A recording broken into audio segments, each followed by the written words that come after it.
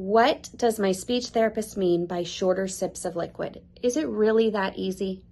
Yes, it is. It is very much that easy. Sometimes we encourage our patients to take one sip at a time rather than consecutive sips. So I may encourage my patient during a swallowing study, and I will test out how they are able to protect their airway in one sip versus multiple sips. I'm going to show you the difference. Let's pretend I'm sitting in a fluoroscopy suite. Modified barium swallow study. My doctor wants me to have the study. I don't want the study. My speech therapist is sitting in front of me, so I'm going to be here and just be my best patient for the day. I'm going to tell my patient I want you to take one sip of water and swallow. That's a single sip or a short sip.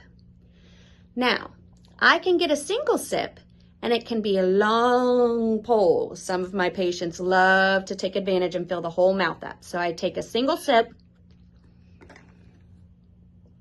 and that's a much larger sip of liquid. In speech therapy world, we like to measure how much liquid you take in. So your speech therapist may do things such as a 5 cc swallow or a 10 cc swallow, having you drink out of a medicine cup, which is really just barium mixed with water. Or they may be able to just gauge that based on the large sips, but it won't be exact. The second thing I might check for my patient is what's called consecutive sips. So I'm going to encourage my patient, I want you to sip like you're really thirsty. So they're going to sip, swallow, sip, swallow, sip, swallow.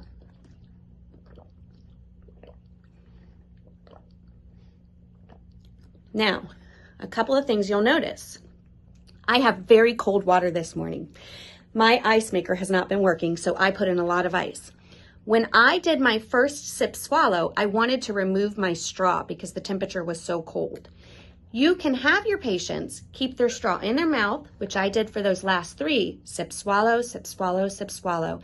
And what you're looking for is the coordination of the larger amounts of liquid back to back to back and the ability to protect the airway. Each patient will be different based on their diagnosis, and each strategy will be individualized to your patient. If you are a patient, check with your speech pathologist to see if one is better than the other to help the safety of your swallow in protecting your airway.